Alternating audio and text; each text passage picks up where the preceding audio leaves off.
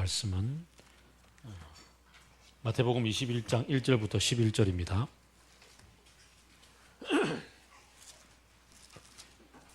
마태복음 21장 1절부터 11절.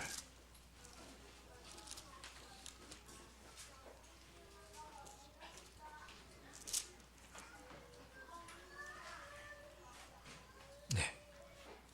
한 절씩 서로 교독하도록 합시다. 예수께서 그 제자들이 예루살렘에 가까이 이르러 올리브산에 있는 벳박의 마을로 들어섰다. 그때 예수께서 두 제자를 보시며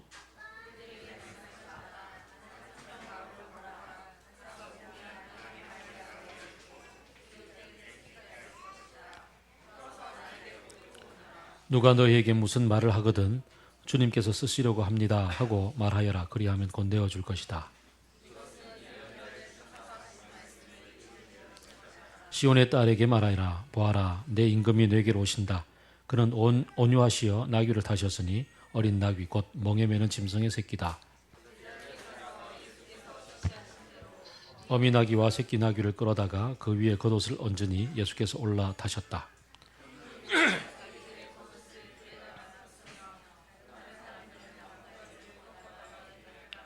그리고 앞에 서서 가는 무리와 뒤따라오는 무리가 외쳤다. 호산나 다윗의 자손께 복되시다. 주님의 이름으로 오시는 분.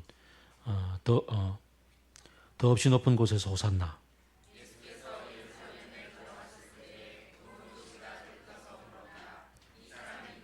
같이 읽읍시다. 사람들은 그가 갈릴리 나사렛에서 나신 예언자 예수라고 말하였다. 아멘. 오늘은 종려주일이라서 주님이 예루살렘 성에 나귀 새끼를 타고 입성하시는 것을 기념하고 이제부터 일주일간 예루살렘에서 머무시면서 금요일 날 이제 십자가에 못 박히실 때까지 그렇게 사건이 이어지지 않습니까? 그래서 우리가 사순절 기간 동안에 7죄악에 대해서 계속 묵상을 해왔고 박 목사님이 어떻게 보면 하지 말아야 될 것에 대한 얘기를 한다면 저는 바라보고 나가야 될 방향에 대한 얘기를 해왔었습니다.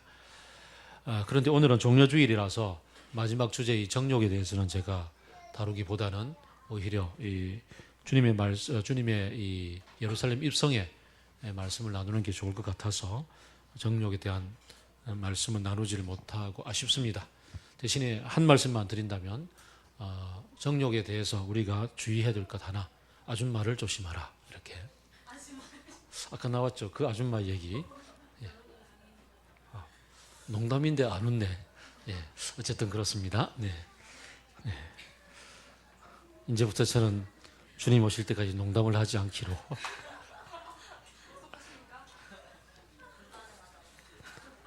네. 모두가 불가능하다고 생각하는 거로. 자, 아무튼 갑시다. 주님이 예루살렘 성에 한 3번 정도 들어가셨는데요. 1년에 한 차례 정도 6월절이면 어김없이 올라가셨는데 공생의 기간 중에 마지막 3번째 올라가십니다. 올라가시는 이 장면, 올라가시기 전에 그 여리고성을 지나가다가 거기서 누구를 만났죠? 바디메오를 만나서 그를 또 일으켜 세워주시는 장면도 있었고, 그러고는 이제 산 위로 쭉 올라오셨습니다. 올라오셔서 산 위에 거룩한 성 예루살렘에 들어가시는데 오늘 본문에 우리가 너무나 잘 아는 것처럼 무리들이 엄청나게 환호하고 난리가 났습니다. 호산나 다윗의 자손께, 더없이 높은 곳에서는 호산나. 그러면서 자기의 겉옷을 다 깔고 종려나무를 가지를 다 꺾어서 깔고 그러죠. 종려나무 가지를 다 꺾어서 깔았다고 해서 종려주일 그럽니다. 그런데 가만 생각해 보면 그때 당시에 이 가난한 백성들, 예수님과 같이 막 올라갔던 무리들, 이 무리들은 옷이 한 벌밖에 없었어요. 겉옷 하나밖에 없었고 이것은 밤에 덮고 자는 이불이 되기도 하고 거의 한 벌만 갖고 살았는데 이걸 이제 그 벗어서 예수님 가는 길에 다 깔았다는 얘기는 엄청나게 존경하고 엄청나게 이렇게 환호하는 열광의 도가니가 되는 거죠.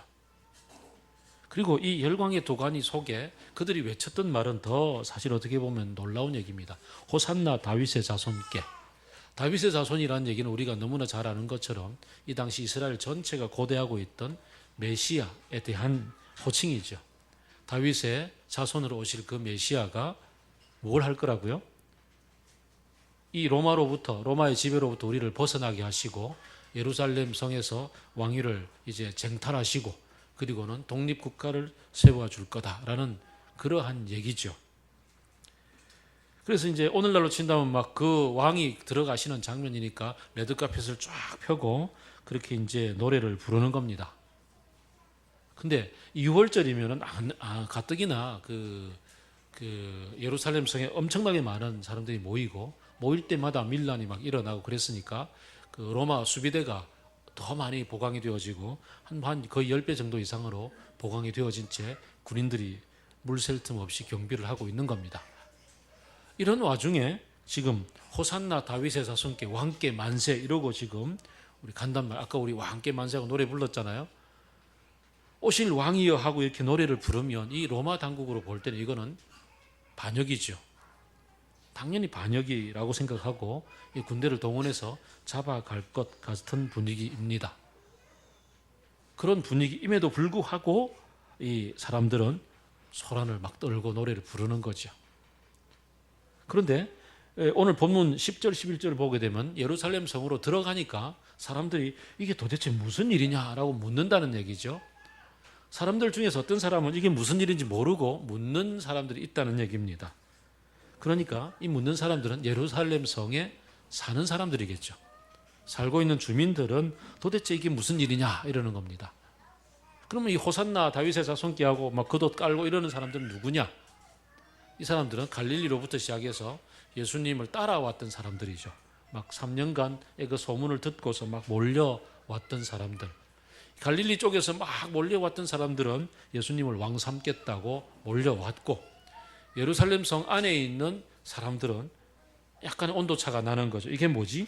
도대체 웬 소란이야? 이렇게 묻는 거죠.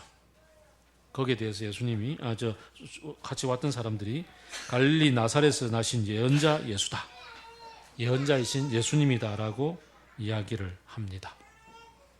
이 두 입장 가만 보면 막 몰려왔던 사람들, 같이 따라왔던 사람들은 예수님을 옹위하고 있었고 이 사람들 때문에 앞으로 지금 쭉 펼쳐질 대제사장 무리들과의 그 예수님과 대단한 논쟁이 벌어지지 않습니까? 그때마다 이 사람들은 예수님을 잡아 죽이려고 하지만 무리가 무서워서 못 잡아 죽였다라고 얘기했던 무리들은 지금 막 이렇게 호산나라고 부르짖고 있는 이 사람들인 거죠.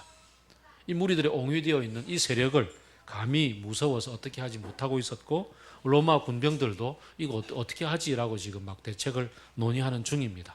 이 대책 논의는 이제 제사장, 대제사장 그룹들과 정치 지도자들과 함께 연습 회의를 하게 되고 그들이 이제 어떻게 하든지 법의 망으로 긁어 넘어지기 위해서 계속 시비를 붙게 되는 그런 일이 벌어집니다.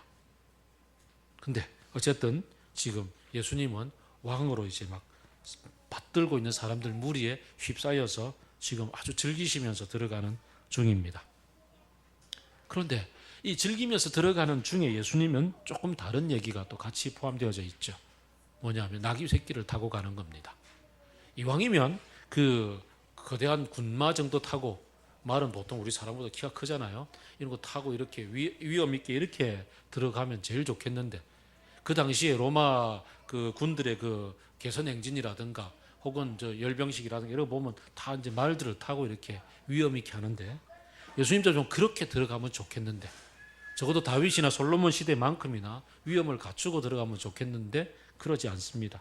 대신에 나귀, 요만한 나귀 타고 나귀 새끼니까 요만해지겠죠. 이렇게 작은 새끼를 타고 가니까 아마 그 우리 어른이 그 네발 자전거 타고 가는 느낌. 그 조그마한 애들 왜 뒤에 보조바퀴 달아놓은 거 있잖아요. 그거 타고 앉으면 저처럼 이제 다리가 좀 길면은 아주 어거정어거정 이렇게 간단 말이죠. 그런 느낌으로 지금 들어가십니다. 왜? 오늘 본문이 얘기해 주기를 스가랴서의 말씀 그는 겸손하셔서 나귀 그것도 새끼 나귀를 타고 들어간다라고 얘기를 하는 거죠. 예수님이 보여주고 싶었던 것은 스가랴의 말씀을 이루고자 했던 열심이죠. 도성아 기뻐하라 예루살렘아 환성을 올려라 내 왕이 내게로 오신다. 그는 공의로우신 왕 구원을 베푸시는 왕이다.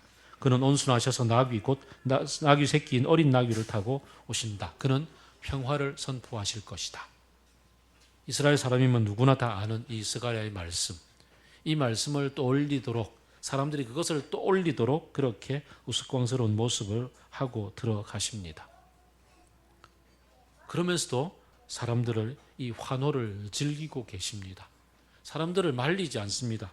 이왕이면 내가 나귀 새끼를 타고 들어가는 겸손한 왕으로서 나는 너희들이 바라는 그런 이스라엘을 정치적으로 회복해서 그렇게 독립국가를 세우는 그런 왕이 아니다라는 것을 보여주고 싶었으면 말려야 될 텐데 사람들을 말리지 않습니다. 그러면서도 올라오실 때 벌써 그 바디메오를 고쳐주시고 그 다음에 또 들어와서도 수많은 사람들을 이렇게 고쳐주시고 그렇게 하십니다. 예수님은 당신의 길을 누가 뭐래도 가고 계십니다. 사람들이 이 다윗의 자손으로서 메시아 왕 삼고자 하는 이러한 분위기 속에서도 나귀 새끼를 골라서 타고 가시고 성전에 들어가셔서도 당신이 하실 일들만 하시고 결국은 십자가에 달리시기까지 계속 그 길을 걸어가십니다. 그리고 그것이 인류를 위한 가장 중요한 길이라는 것을 알고 그것을 행해 가십니다. 하나님의 뜻이 거기에 있기 때문에. 그런데 도중에 주변 사람들이 이렇게 부르짖고 외치고 하는 것을 말리지 않았다는 얘기. 주님이 우리를 돌보고 계실 때 우리를 먹여주시고 입혀주시고 챙겨주시는 것이 주님이 우리를 만나주시고 십자가를 지시고 부활하신 최종 목적일까? 그것을 우리가 이 시간에 깊이 묵상해 볼 수가 있습니다. 먹여주시고 입혀주시는 것, 병 고쳐주시고 귀신을 쫓으시고 3년 동안 예수님이 가장 많이 하셨던 일들 중에 하나들입니다.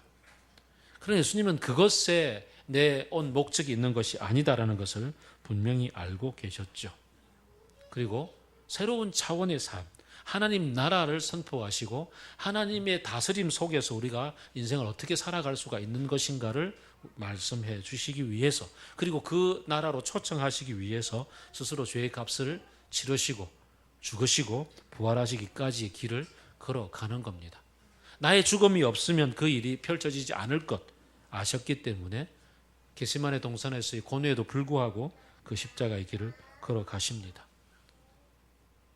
이왕이면 사람들이 막 분위기 떠서 이렇게 하면 거기에 편성될 것도 같은데 그러지 않고 주님은 주님의 길을 걸어가시는 게 나귀 새끼를 타고 가는 거란 말이죠.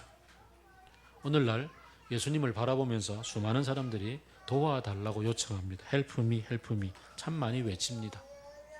그러나 예수님은 그 도움에 대해서 아니야, 내 일의 목적은 너희들을 하나님 나라로 초청하고 내가 주인 되는 삶, 나를 주인으로 왕으로 모시고 사는 그 삶을 펼쳐주기 위함이야 라고 말씀하시며 싹둑 잘라버리지 않습니다. 이 호산나라고 외쳤던 수많은 사람들의 얘기를 같이 기뻐하시며 들어가셨던 것만큼이나 우리의 도와달라는 얘기를 다 들으시고 응답해 주십니다. 채워주시고 먹여주시고 입혀주십니다. 그러나 그게 인생 목적의 최종이 아니라고 예수님은 분명하게 곳곳에서 말씀해 주십니다. 구약을 보게 되면은 히스기야가 병에 걸렸을 때 15년 더 살게 해달라고 더 살게 해달라고 기도합니다. 그럴 때 15년이나 더 살게 해주십니다. 엘리사 시대에는 그 제자들이 그 제자 부인이 막 굶어 죽게 되었을 때 남편도 세상을 떠나고 나 지금 죽게 되었다 그랬을 때 엘리사를 통해서 그 기름병 다 채워서 먹고 살게 해주셨고 또 그 누구지 수넴 여인은 그 막 기도 제목이 있다 막 그러니까 자기를 막 영접해 줬잖아요. 영접해 줬을 때 내가 어떻게 보답해 줄까 했더니 아들이 없다 그래서 아들 막 낳게 해주잖아요. 태어나게 해주었는데 그 아들이 또 죽어버렸잖아요. 그러니까 내가 언제 아들 달라 그랬냐고 막 원망하니까 죽은 아들까지 살려주는 그런 기적까지 베풀어 주십니다. 하나님은 이렇게 우리들을 채워주시고 먹여주시고 입혀주시고 공급해 주시는 분입니다. 하늘에 나는 새를 보라 들에 핀 백합화를 보라 그렇게 우리를 그들 다 먹고 채워주시는데 하물며 너희 일까 보냐 머리털까지 세신 바 되었다라고 말씀하십니다. 그래서 우리는 주님 도와주세요라고 빼먹지 말고 기도하고 필요할 때마다 주님을 찾는 그런 습관을 가지는 것 참 중요합니다. 그러나 그것만이 전부가 아니라는 얘기죠. 예수님이 십자가를 지셨던 이유, 오늘 이 십자가의 길을 걷기 위해서 무리들의 환호 속에서도 나귀 새끼를 타고 걸어가셨던 것처럼 누가 뭘 해도 하나님께서 완성하신 그 하나님의 나라, 하나님께서 주인 되시는 삶을 살아가기 위해서 휘둘리지 않고 그 예수님과 더불어서 그 길을 걸어가기를 원하시는 겁니다. 그래서 이 땅에 하나님의 정의와 공평이, 사랑과 화평이 펼쳐지기를 소망하면서 그 길을 꿋꿋하게 우리가 걸어갈 수 있는 사람이 되는 것. 바울은 우리가 지난 주중에 묵상했던 그 빌립보서의 1장의 말씀 속에서 감옥에 갇혀 있으면서 내가 지금 가만 묵상해 보니까 지금 죽는 것도 참 좋겠다. 왜냐하면 주님의 품 안에서 주님과 더불어 만날 수 있으니까. 바울은 특히나 예수님의 공생의 기간 동안에 예수님을 보지 못했던 사람이라 더더욱이나 주님과 함께 같이 있는 것이 소망인 사람인데, 그랬던 그가 지금 죽어도 나는 주님의 품에 있으니까 너무 좋겠다. 나 소망하는 바다. 그런데 지금 내가 살아있어서 너희들을 더 챙기고 너희들을 더 다독거리고 복음을 더 전파하는 것이 내게 남겨져 있는 소명이라 나는 살기를 원한다. 그리고 살 것이다. 그렇지만 솔직히 고민된다. 왜냐하면 내 안에 사는 이가 그리스도 예수기 때문에 죽는 것 또한 내게 유익함이기 때문이다. 어쨌든 간에 결론적으로 얘기하면 내 간절한 기대와 소망은 내가 아무 일에도 부끄러움을 당하지 않고 온전히 담대해져서 살든지 죽든지 내 몸에서 그리스도께서 존귀히 여김을 받는 그것이다 라고 얘기를 하죠. 우리가 그리스도인이 되고 나서 삶을 살아가면서 점점 우리가 성숙해 간다라는 것은 무엇이냐 하면 내 인생에 있어서 무엇을 하든지 주님의 영광이 되게 사는 것이잖아요. 그런데 그게 일반적으로 보통 많은 사람들이 생각하기를 내가 잘 되고 내가 잘 살고 내가 잘 먹고 내가 하고 싶은 거 성공해서 그것으로 주님께 영광을 돌려드린다라는 생각을 합니다. 경제적으로 보면 윈윈 게임이겠죠.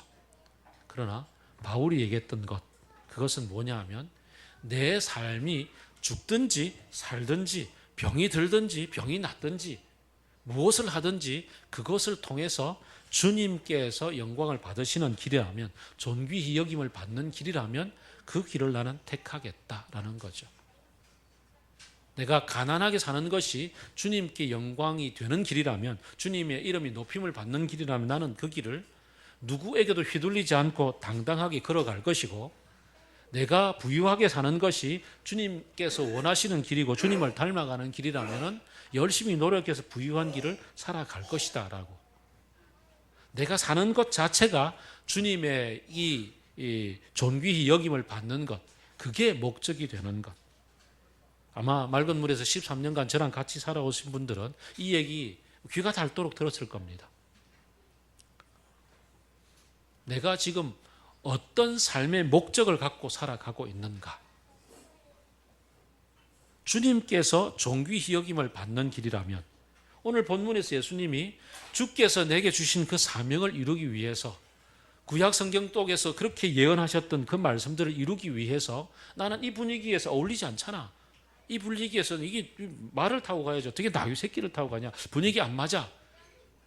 그러나 그 순간 말씀을 이루기 위해서 이렇게 나귀 새끼를 타고 들어가셨던 것처럼, 이 어울리지 않는 분위기, 그러나 당당하게 가셨던 것처럼 어울리지 않는 것 같은 상황이지만 내 삶에서 주님이 존귀히 여김을 받는 거라면 그 길을 뚜벅뚜벅 걸어갈 수 있는 용기 있는 삶, 그게 바로 그리스도인으로서 성숙해 가는 길이라는 것을 기억해 봅시다. 사람마다 이 분위기가 좀 다를 겁니다.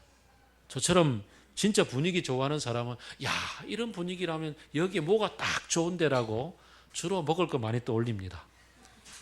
그러나 그게 없어도 이 상황에서 주님이 존귀히 여김을 받는 상황이라면 나는 그 길을 걸어갈 수 있는 것, 없이도 살 수 있는 것, 그게 좀 되기를 원합니다. 내 삶에서 이것 좀 이루어야 돼 반드시라고 얘기하는 것, 그것도 주님 앞에서 물어보고 주님이 거기에 계십니까? 그렇다면 난 거기를 갑니다. 좀 이렇게 살 수 있으면 좋겠습니다. 무엇에도 매이지 않는 삶.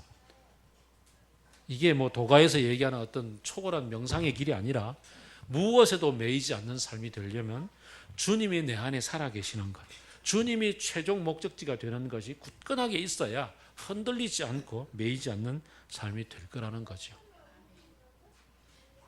이렇게 고난의 주간, 우리 주님이 가신 길을 묵상을 할 때 이런 게 좀 내 속에 좀 다시 회복되기를 원합니다.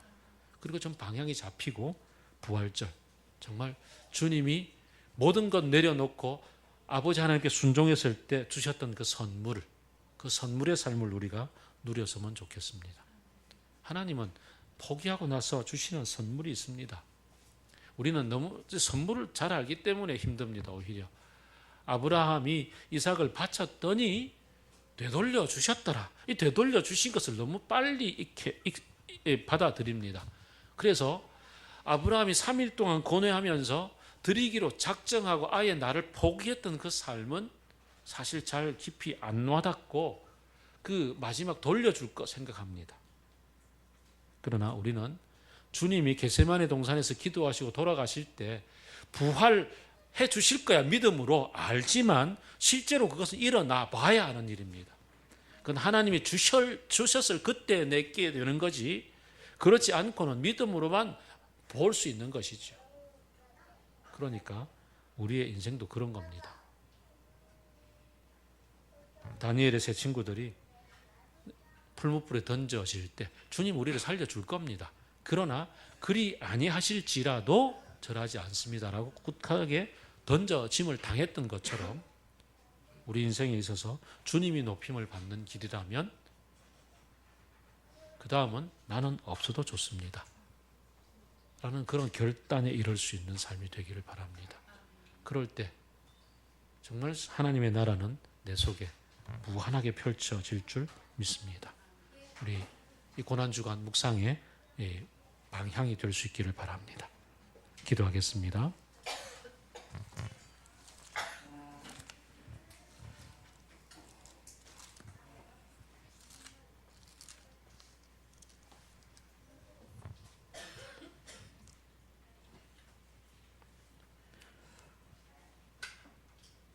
주님은 나의 목자시니 내게 부족함이 없어라.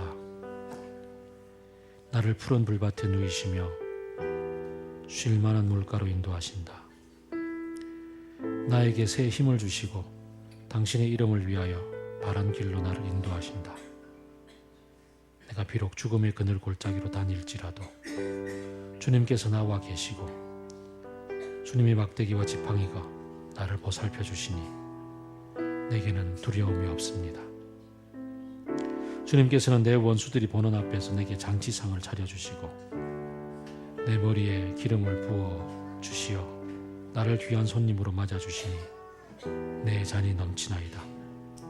진실로 주님의 선하심과 인자하심이 내가 사는 날 동안 나를 따르리니 나는 주님의 집으로 돌아가 영원히 그곳에서 살겠습니다. 주님, 채워주시는 주님을 날마다 누립니다. 하지만 그리 아니하실지라도 주님의 나라 안에서 문지기로 살 수 있게 하여 주옵소서. 주님의 백성으로서 자존심 놓치지 않고 살아갈 수 있는 우리 되게 역사하여 주옵소서. 예수 그리스도의 이름으로 기도드립니다.